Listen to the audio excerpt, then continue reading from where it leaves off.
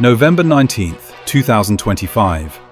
Night over the North Sea is absolute black, the kind that swallows sound and hope alike. High above the waves, a Royal Air Force P-8A Poseidon, worth $200 million, slices through the darkness. Inside the cockpit, everything is routine, until it isn't. A searing neon green flash explodes across the windscreen. Laser engagement. Initiating evasive maneuver. Deploying countermeasures. Starting emergency checklist. The pilot's vision collapses into burning light. Instruments blur. For 3 endless seconds, he's flying blind, over water cold enough to kill in minutes. His hand jerks the stick skyward on pure instinct, while his co-pilot screams a warning that never quite leaves his throat. 45 miles away, on the deck of a Russian ship sliding through British waters like a ghost, someone is laughing. They just painted a Nato aircraft with a combat-grade laser and think they've won the night. They couldn't be more wrong. Because the second that laser fired, they flipped a switch they can't turn off. They lit a flare in a forest full of predators, and the biggest predator in the Atlantic was already waiting. Let me take you under the surface and show you exactly how Russia poked the wrong bear, and how the US Navy made Moscow regret it in a way they'll never forget. Start with the stakes. This isn't just some water off Scotland. This stretch of seabed is the single most valuable piece of real estate on planet Earth that nobody ever sees. Buried beneath the mud lie the arteries of the modern world, fiber optic cables thicker than your arm carrying 97% of all international data. One snip and London's stock exchange flatlines. One snip and your bank account becomes a rumor. One snip and the Western world goes dark while Moscow watches from the shadows. Guarding those cables tonight is a ship with an innocent name, Yantar. Moscow calls her an oceanographic research vessel. NATO calls her what she really is, a cable-cutting saboteur disguised as science. Her belly carries 2 deep-diving submersibles that can reach 6,000 meters. Their mechanical claws aren't for collecting rocks, they're for slicing the West's lifeline when the Kremlin gives the word. And tonight, the word almost came. For weeks, the Yantar has been creeping along the edge of Britain's exclusive economic zone, AIS transmitter conveniently broken, moving in the slow, deliberate zigzags that only mean one thing: mapping the exact GPS coordinates where those cables lie helpless on the bottom. The Royal Air Force has been watching, quietly, patiently. Then the P-8 gets too close. That laser wasn't a warning. It was panic dressed up as aggression, because the moment that green beam stabbed skyward, it did 3 things the Russians never planned on. It confirmed beyond doubt they were running covert ops in British waters. It handed NATO a perfect legal and moral justification to escalate. It turned every sensor in the North Atlantic toward that one patch of ocean like moths to a flame. And the biggest moth was already submerged, silent, and closer than they could possibly imagine. Meet the USS Indiana, Virginia-class attack submarine. Quieter than most fish, armed with enough torpedoes to delete a fleet, and right now, lying doggo directly beneath the Yantar's keel. Her sonar team had been tracking the faint whine of a Russian mini-sub preparing to launch for the last 40 minutes. They didn't need eyes. They had ears that can hear a propeller cavitate 50 miles away. Then the laser fired, and the game changed. Up in the sky, the British P-8 climbs hard, crew fighting temporary blindness, but they never lose the target. Before breaking contact, they drop a string of sonobuoys that blossom open like deadly flowers, painting the exact position in real time across NATO's encrypted Link 16 network. Translation: every friendly unit within 200 miles just got a push notification that reads, "Christmas came early. Target coordinates attached." The Indiana's captain doesn't cheer. He doesn't need to. He simply murmurs 2 words into the growl mic. Weapons tight. Let's go hunting. On the Yantar's bridge, the mood is triumphant. For about 30 seconds. Their dazzler worked. The intruder is climbing away. The mini-sub AS-37 Rus slips beneath the waves on schedule. Robotic arms ready to practice the cut they hope to make for real one day. The captain allows himself a thin smile. Sky is clear.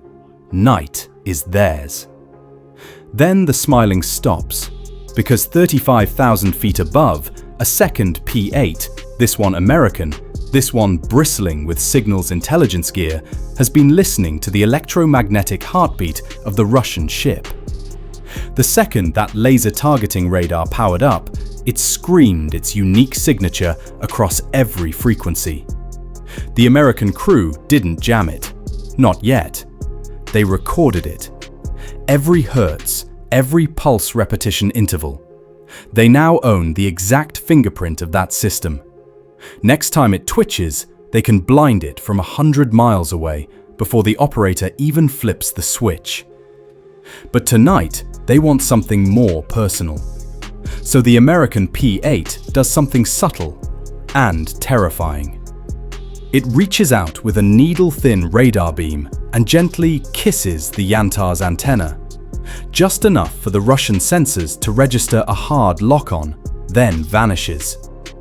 In naval slang, it's called spiking someone. In human terms, it's the cold hand on the back of your neck in a dark alley.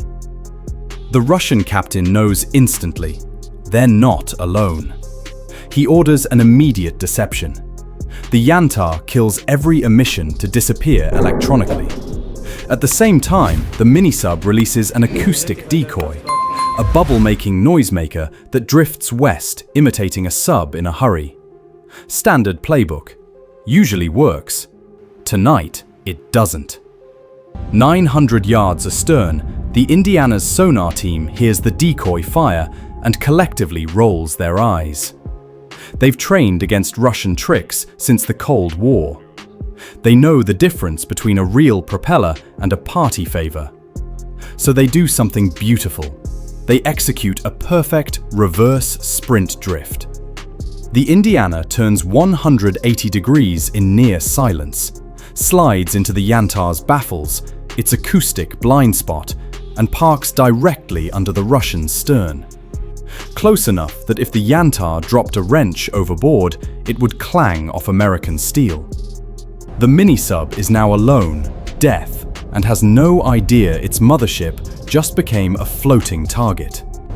Then the Americans turn the knife.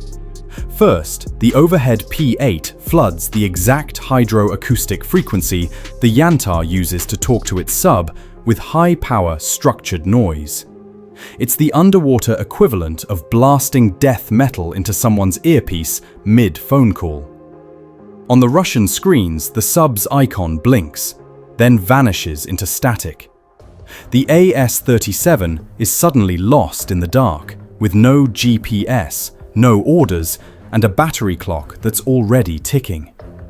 Panic ripples across the bridge. That's when the final act begins. Deep beneath the Yantar's propeller, the Indiana's captain gives a single, quiet command.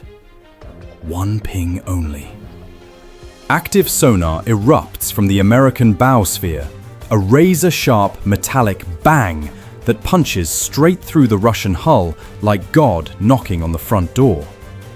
Every sailor on the Yantar feels it in his teeth. Translation: we are not beside you. We are not behind you. We are underneath you. And we've been here the whole time.